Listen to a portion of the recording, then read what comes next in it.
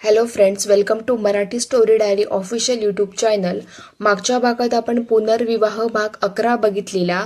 आज आपण भाग 12 बघणार आहोत. तुम्हाला हा व्हिडिओ आवडल्यास व्हिडिओला नक्की लाईक करा, शेअर करा आणि ह्याच्या पुढचा भाग लवकरच तुमच्या भेटीला येईल. तो लवकरात लवकर पाहण्यासाठी चॅनलला नक्की सबस्क्राईब करून ठेवा. चला तर मग सुरुवात करूया. प्रकाश कटकट करीत कसं बोलू यार स्नेहलशी, तेही या विषयावर. अरे साधं तिच्यावर प्रेम आहे हे सुद्धा सांगता येत नव्हतं मला.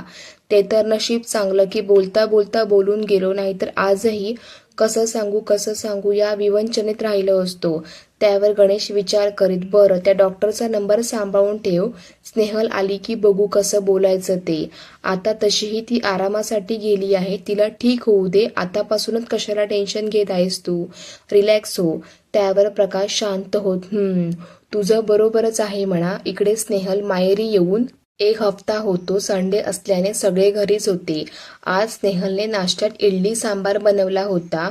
सगळे एकत्र बसून नाश्ता करीत होते. स्नेहल बऱ्यापैकी ठीक झाली होती म्हणून ती आता आईला कामात पण मदत करू लागली होती.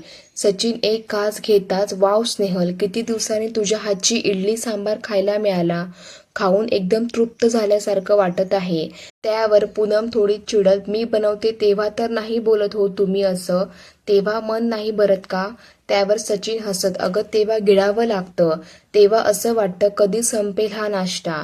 यावर सगळे हसायला लागतात. स्नेहललाही खूप हसायला येते, पण पूनमला मात्र खूप राग येतो आणि ती रागाने सचिनकडे बघते.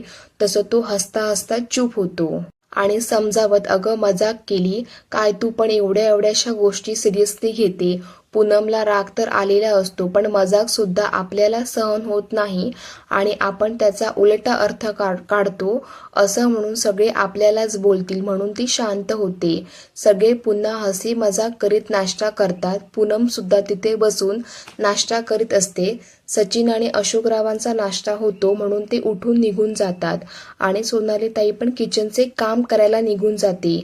आता तिथे फक्त स्नेहल आणि पूनमच राहतात.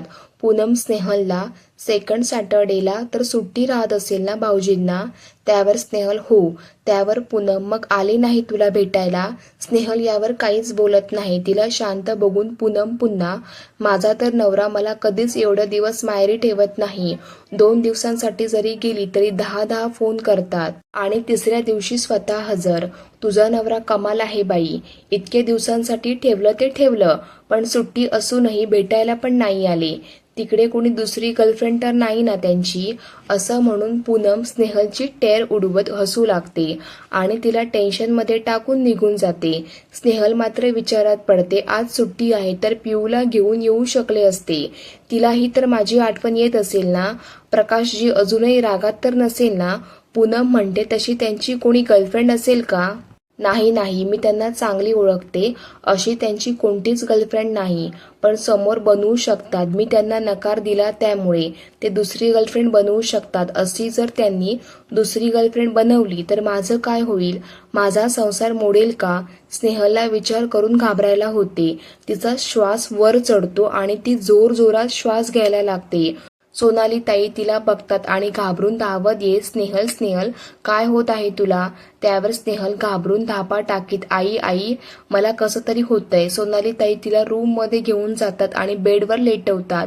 तिच्या कपड्यावरून मायेने हात फिरवत, स्नेहल शांत हो बेटा, तू नाश्त्यानंतरची औषधे घेऊन घे, तुला बरं वाटेल. मी पाणी घेऊन येते. आणि स्नेहल औषधे घेऊन बेडवर लेटते. थोड्या वेळात तिला झोपही लागते. दुपारचे 12 वाजता प्रकाश पिऊला घेऊन येतो. त्यांना बघताच औपचारिकता म्हणून सोनाली ताई त्यांचे पाय धुवायला पाणी देतात आणि अशोकराव सन्मानाने त्यांना आत बोलवतात. प्रकाश आत येऊन बसतो. पिऊ पण त्याच्या बाजूला बसते, पण तिचं आपलं सारखं त्याच्या कानात कुरबुर सुरू असतं, मला मम्मीकडे जायचंय. प्रकाश तिला हळू आवाजात समजावत असतो की मम्मी इकडेच येईल, थोडा धीर धर. पूनम प्रकाश समोर खूप चांगली असल्याचा दिखावा करीत त्याच्या मागे पुढे करीत असते आणि राहून ती स्नेहलची किती काळजी घेते हे या ना त्या बहाण्याने त्याला सांगत असते. अशोकराव आणि सोनालीताई दोघेही तिच्या नौटंकीला बघून आश्चर्याने एकमेकांकडे बघतात, पण नाईलाज असतो त्यांच्यासमोर तिला खोटे नाही ठरवू शकत. सोनालीताई पण पूनमचं नाटक तिच्यावरच उलटवायचं ठरवते आणि स्वतः समोर येऊन बसत, अगं पूनम, जावयांसाठी चहा ठेव. पूनम आपल्या सासूला एवढं चांगलं बोलताना बघून हरवून जाते. ती खुश होत आत जाऊन चहा करून आणते, तर सोनालीताई तिला टोकत, अगं आधी नाश्ता तर दे. चहा टाकून नाश्ता द्यायचा तर तू चहा करूनच आणला. जा तो कप घेऊन जा, आधी नाश्ता दे मग तो चहा आण. काय तुला या छोट्या छोट्या गोष्टी पण सांगाव्या लागतात.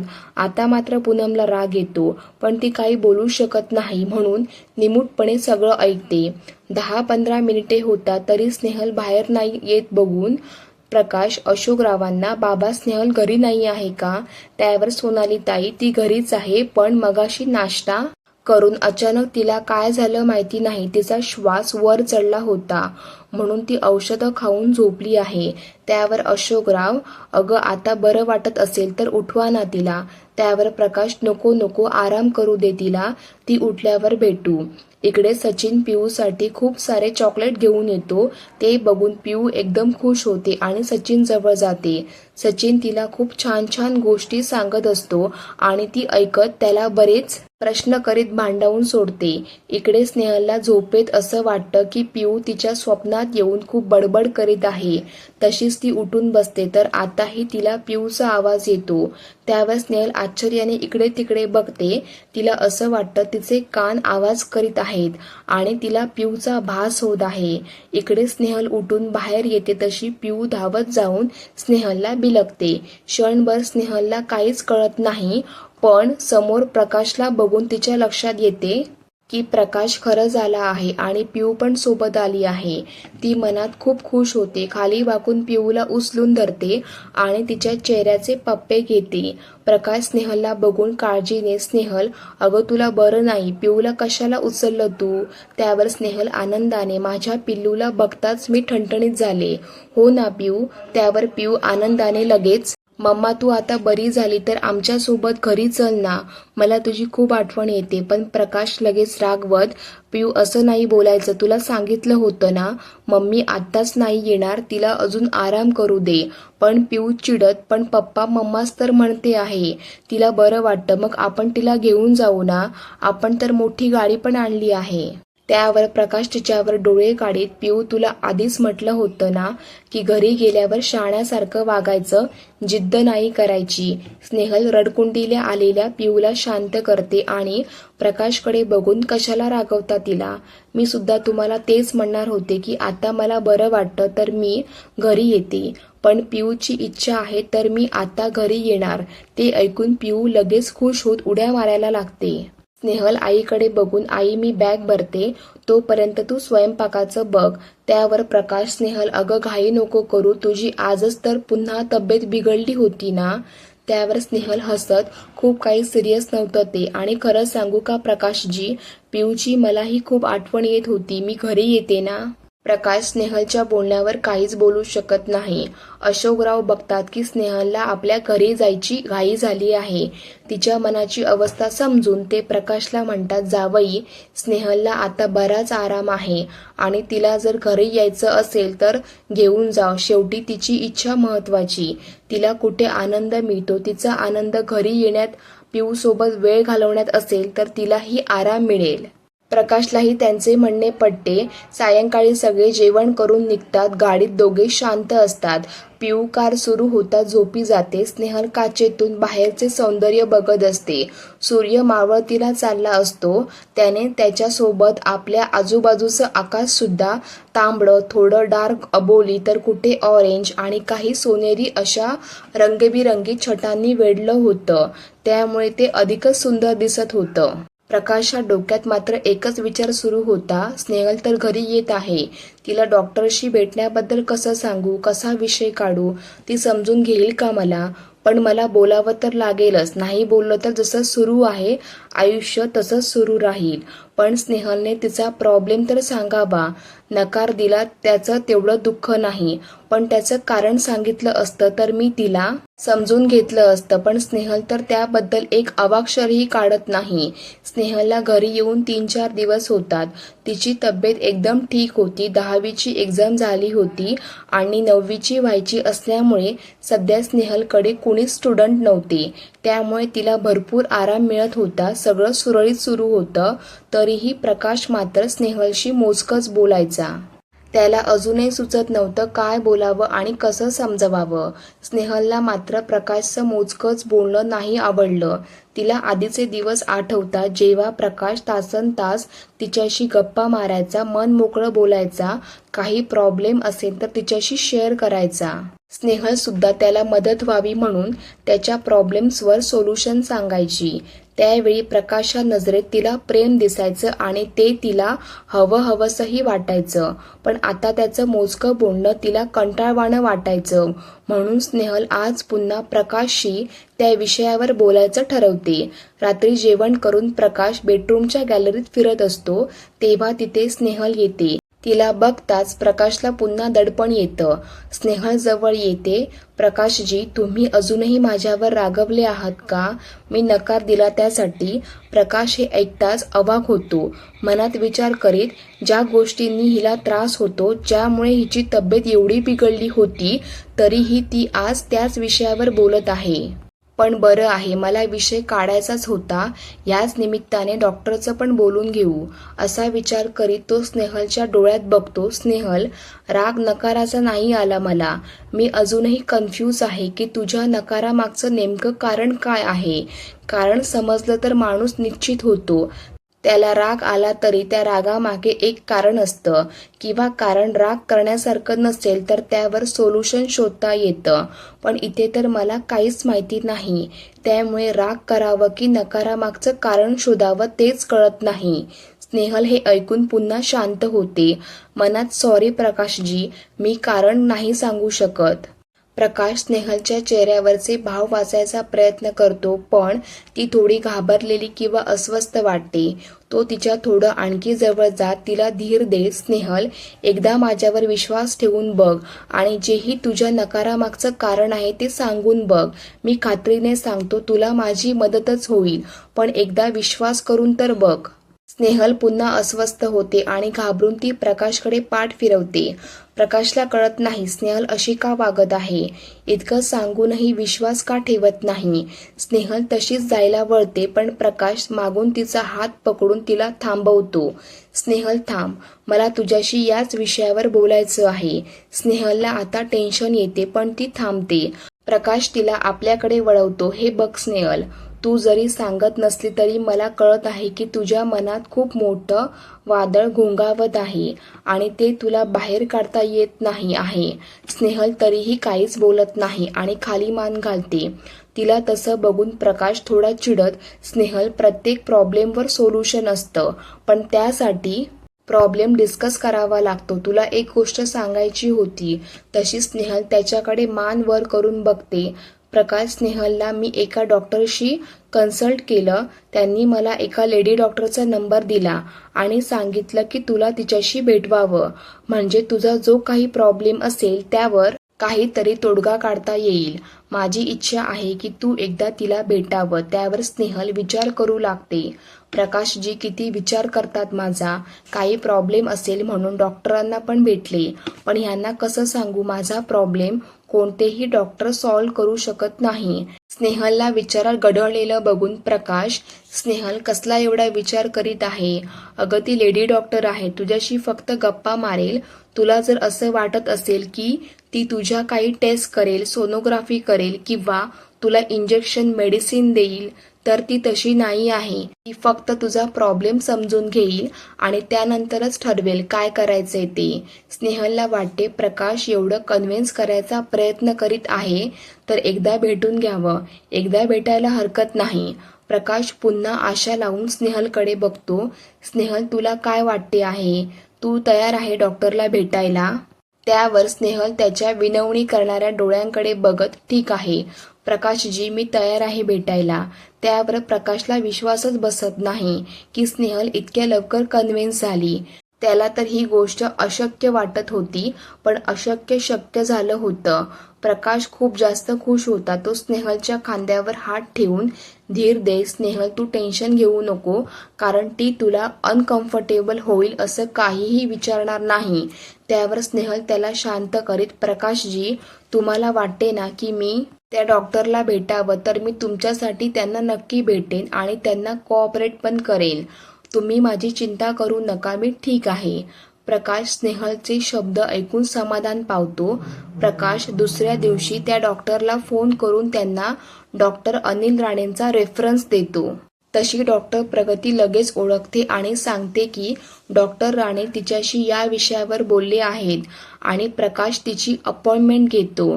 डॉक्टर प्रगती त्याला 3 दिवसानंतरची अपॉइंटमेंट देते आणि प्रकाश घरी आल्यावर लगेच ही बातमी स्नेहलला देतो. त्याच्या चेहऱ्यावरचा आनंद बघून स्नेहलला वाटते, प्रकाशजी किती उत्साही आहेत त्या डॉक्टरला भेटायला. कदाचित त्यांना वाटत असेल की मी डॉक्टरला भेटली तर मी ठीक होऊन जाईल, ती डॉक्टर मला ठीक करेल असं वाटत असणार. पण मला कुणीच ठीक नाही करू शकत हे कसं सांगू त्यांना. पण ते आशा लावून बसले, कदाचित पुढच्या आयुष्याचं स्वप्न सुद्धा बघितलं असणार. काय करू मी, त्यांचा हिरमोड झाला तर किती दुःखी होतील ते. स्नेहलचे 3 दिवस असेच विचार करण्यात निघून जातात. तर प्रकाशचे एक दिवस वाट बघण्यात निघून जातात. अखेर तो दिवस उजाडतो. आज 10 वाजताची अपॉइंटमेंट असल्याने स्नेहल लवकर आटोपते. पिऊचं लवकर खाणेपिणे करून ती तिला शेजारी खेळायला पाठवते, नाहीतर ती सुद्धा स्नेहलच्या मागे लागली असती. प्राजक्ताताई बरेच प्रश्न विचारतात, पण प्रकाश त्यांना एकही उत्तर समाधानकारक देत नाही आणि स्नेहलला घेऊन निघून जातो. प्राजक्ता मात्र विचार करीतच राहते की हे गेले कुठे. क्लिनिकमध्ये पोहोचतात. प्रकाश रिसेप्शनिस्टला आपल्या अपॉइंटमेंटबद्दल सांगतो. तशी रिसेप्शनिस्ट रजिस्टरमध्ये चेक करते आणि डॉक्टर प्रगतीला आत फोन करून कळवते. रिसेप्शनिस्ट स्नेहलकडे बघून, मिस स्नेहल दुरी ना तुम्ही? त्यावर स्नेहल, हो. त्यावर रिसेप्शनिस्ट, तुम्ही आत जाऊ शकता. इथून सरळ गेलं की उजव्या हाताला वळा, समोर एक रूम दिसेल, तिथे जा. त्यावर स्नेहल, ओके. इकडे प्रकाश स्नेहलला धीर देत, टेन्शन नको घेऊ, रिलॅक्समध्ये राहा, इथेच तुझा वेट करतो. त्यांचे बोलणे ऐकून रिसेप्शनिस्ट, सर मॅडमला किती वेळ लागेल सांगता येत नाही, मे बी 1 तास किंवा 1.5 तास सुद्धा लागू शकतो, तर तुम्ही तुमचे एखादे काम आटपून येऊ शकता. त्यावर प्रकाश तिला स्माईल करीत, ओके थँक्स. त्यावर स्नेहल थोड्या आश्चर्याने, प्रकाशजी एवढा वेळ लागतो? त्यावर प्रकाश, मलाही काही आयडिया नाही, बरं तू जा, माझं मी बघतो. स्नेहल सरळ निघते आणि त्या रूममध्ये पोहोचते. तसा एक मधुर आवाज कानावर पडतो, ये स्नेहल, त्या चेअरवर बस. तशी स्नेहल चेअरवर बसते आणि सभोवती बघते. ती रूम एकदम फ्रेश वाटत होती. रूमला मोठ्या खिडक्या होत्या आणि त्या खिडक्यांच्या काचातून बाहेरचे हिरवेगार झाडे खूप सुंदर दिसत होती. खिडक्यांना सुंदर चिकनकारी वर्क असलेले पांढरे पडदे सुद्धा होते. स्नेहल सगळ्या गोष्टी निरखून बघत होती. तेवढ्यात 30च्या आसपास असलेली एक तरुणी समोरच्या चेअरवर बसते आणि स्नेहलकडे बघून गोड स्माईल देत, हाय स्नेहल, मी डॉक्टर प्रगती. तिच्या समोर केलेल्या हातात हात देत स्नेहल सुद्धा तिला गोड स्माईल देते. डॉक्टर प्रगती ड्रॉवरमधून एक मोठा नोटपॅड काढीत, स्नेहल तू काही खाऊन आली आहेस ना, कारण आपल्याला गप्पा मारता मारता बराच वेळ जाईल. त्यावर स्नेहल, हो मी जेवण करूनच आली. त्यावर डॉक्टर प्रगती, दॅट्स नाईस. डॉक्टर प्रगती पेन होल्डरमधून पेन घेत त्या नोटपॅडवर स्नेहलचे नाव लिहिते आणि वर स्नेहलकडे बघते. आपण तुझ्या बालपणापासून सुरू करू. तुला तुझे बालपण कधीपासून आठवते? त्यावर स्नेहल थोडा वेळ आठवत, मी 1ल्या वर्गात होते तेव्हापासून. त्यावर डॉक्टर प्रगती, अरे वा, काय आठवतं तुला? तुझे किती मित्रमैत्रिणी होते? त्यावर स्नेहल आठवत आणि मनाशीच हसत, तशी माझी एकच मैत्रीण होती, तेव्हा जी घराशेजारी राहायची. आम्ही शाळेत सोबत जायचो, पण वर्गात गेल्यावर सगळ्यांसोबतच खेळायची मी. त्यावर डॉक्टर प्रगती, ओके, तुझं बालपण कसं गेलं? त्यावर स्नेहल, खूप छान. त्यावर डॉक्टर प्रगती, तुझ्या घरचे कसे होते? म्हणजे आई बाबा यांपैकी कोण जास्त प्रेम करायचं आणि कोण जास्त स्ट्रिक्ट होतं? त्यावर स्नेहल प्रेम तर दोघेही करायचे, पण आई अभ्यासाच्या बाबतीत जास्त कडक होती. तिला ठरवून दिलेल्या वेळी अभ्यासाला नाही बसलं की खूप राग यायचा. त्यावर डॉक्टर प्रगती, अच्छा मग तिच्या मनासारखं नाही झालं की ती मारायची का? त्यावर स्नेहल हसत, तशी ती हातात काठी घेऊन फक्त धाक द्यायची, मारायची कधीतरीच. त्यावर डॉक्टर प्रगती, ओके, म्हणजे तुझे घरचे वातावरण नॉर्मल होते तर.